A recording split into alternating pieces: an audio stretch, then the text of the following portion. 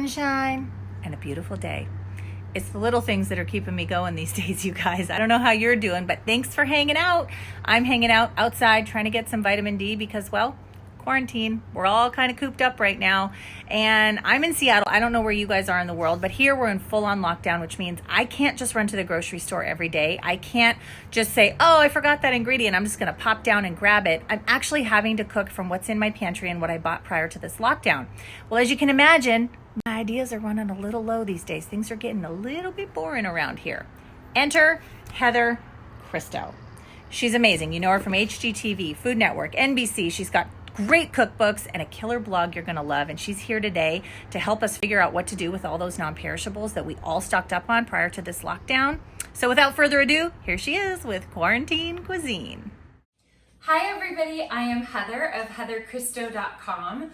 I am a born and bred Seattleite and a trained chef, and I'm so excited to be here with Christie today to help show you what to do with your pantry goods during this absolutely bizarre, unprecedented time. So we're going to talk about dried black beans, canned black beans, garbanzo beans, maybe you've got lentils or like a ton of dried pasta around. I'm going to show you a few quick, easy ways to bring those to life. So the first is black beans. If you have an Instapot at home, this is my preferred way of making them just because it's so fast. But if you don't, certainly don't buy one. I have a recipe for making them stovetop as well. But I just like to turn this on to saute, just like you would a pot.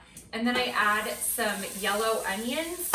I'm gonna add a couple cloves of garlic and a bay leaf because I have a tree outside, but hopefully you have some dried bay leaves or can order them in. And I'm just gonna stir that around and let it get kind of fragrant. And then you're gonna add your pound of black beans. And one of the reasons I love dried beans is they definitely have a superior flavor and texture. They're also incredibly cheap. And I don't think there's a person alive right now that's trying to overspend.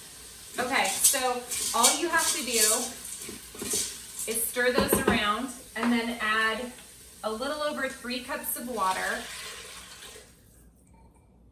And then I'm gonna get that cooking in just a minute and show you the finished results. Another thing that I love to make right now is lentil soup with all the dried lentils. So this also is really easy. I have carrots, celery, and onions here, and hopefully you guys have those fresh ingredients or can order them in. I kind of stocked up because I knew that these were essential ingredients. So I just add some olive oil. I saute these vegetables and let them get nice and soft. Again, I'm gonna add a bay leaf, just some extra flavor because I can. I also have some fresh thyme that has been in my fridge for like a week. If you have an herb garden, you're lucky, or just use dried thyme, no problem.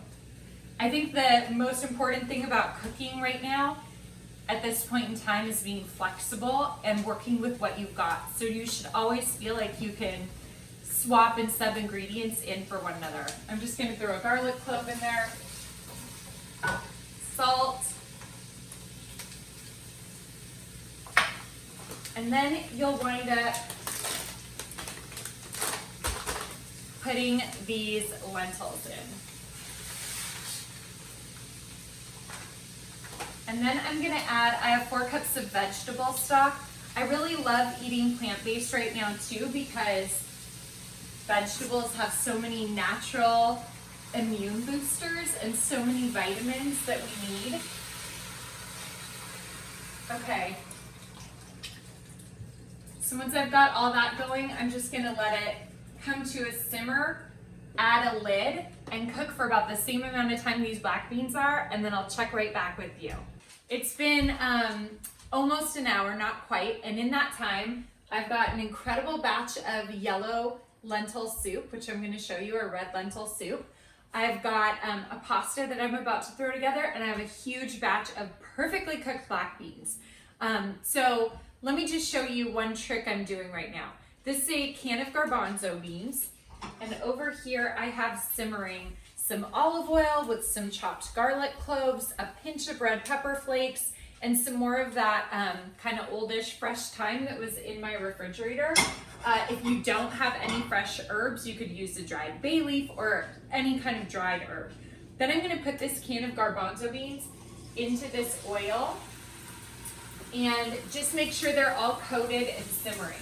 I'm always like, what do I do with garbanzo beans? If you've got cans and cans of them, put them in quinoa salad, mix them in with eggs if you eat scrambled eggs.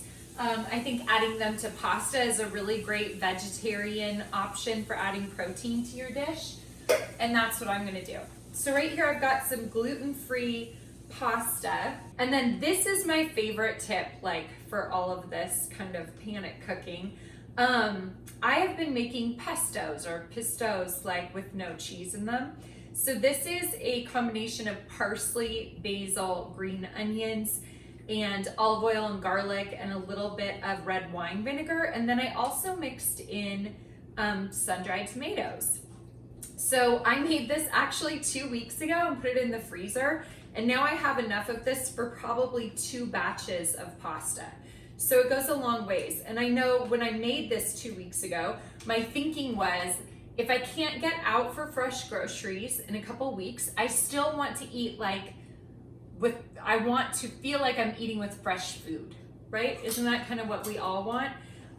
And so my biggest concern with that, of course, was like fresh herbs or vegetables. So I think that making sauces like this or pestos, whatever you want to call it, is a really great way of combating feeling like you don't have fresh food. And what else I love about it is going back to that idea of use what you have. If you've got cilantro, use that, or mint, or parsley, or arugula, or spinach. They're all great and they combine well together, and they go with a lot of different dishes. So whether it's with pasta or you're topping, a chicken breast that you have in your freezer, or mixing with rice or beans or stirring into risotto, there's a lot of different things you can do with that. I also like the idea that if you're making soups and it's feeling a little low on flavor, that you can just stir in a little bit of one of these fresh herby sauces and you have a really wonderful combination going. Okay, so over here, I've got these beans cooking and the garlic and the olive oil. If you have a fresh lemon, the zest of that would be really delicious in there too. I might add just a little bit of water to keep this creamy. And then I'm gonna plate it up here while I make a really huge mess. And I'm gonna top it with those beautiful warmed up canned garbanzo beans that are now having a whole new lease on life that is very gourmet. Oops. String noodles. And then you definitely have to make sure that you go back in and top everything with the good part of the pesto right here.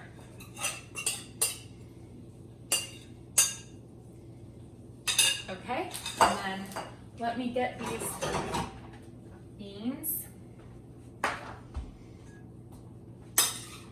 And they smell so good. They're heated through. And even if you didn't do one of the pestos or sauces, this is the sauce now. You could just use that olive oil, which is so fragrant, with the garlic and the chilies and the fresh thyme. But spooning these over this is a whole other protein source, more fiber, more nutrients, and you're using up all those cans of beans. So here's my first beautiful dish. And then I'm gonna show you these black beans. And I wish I could just have you see, but they're like perfectly cooked. And this was 35 minutes in my pressure cooker, which is no time at all. So with the heat up and the release, it was like still only about 50 minutes. I'm gonna add some cilantro to these because I want to, but please don't pigeonhole black beans for just one type of food. Yes, they will be amazing in burritos or tacos or anything like that, or in a quesadilla, as my kids like. But they're also really fantastic mixed in with quinoa. They're actually great smashed on toast with avocado. And I also love to use black beans as a vegetarian alternative to animal protein when doing a stir fry. It's a really delicious way to eat them. So you'll see these just don't have a lot of extra liquid. They're perfectly tender. And you know, we made this entire batch here for around $1. So it definitely goes a long ways. Dried beans are a wonderful option, not only for delicious food, but budget-friendly food. I'm gonna top these with a little cilantro. Green onion would be delicious. You'll wanna season them, of course, to, you know, the way that you like it. And then I'm also gonna show you this creamy yellow lentil soup, which is so delicious. I get more excited about it than my kids, admittedly, but it really is so good. You have all of those vegetables cooked down, and it really makes a creamy broth as the lentils kind of release their starches. And you could top that with fresh herbs. I always like a little drizzle of olive oil and some green onion. You could do a little parsley or cilantro. There are so many options. So I will have all of these recipes on my blog, heatherchristo.com. I also have some of these recipes and others up in the highlights on my Instagram stories. And then feel free to look around. I'll have guides for, you know, quarantine cooking. Like if you've got bags of white beans, I have an amazing recipe from my mother-in-law who's Greek for gigantes. Remember, if you've just got canned black beans, all the things we talked about, you can make with them. And yeah, happy cooking, you guys. Feel free to reach out on Instagram, on the blog with any questions, with ingredients you may have purchased a bunch of and don't know what to do with, or anything else. And everybody stay safe, stay healthy, and see you soon. Thanks.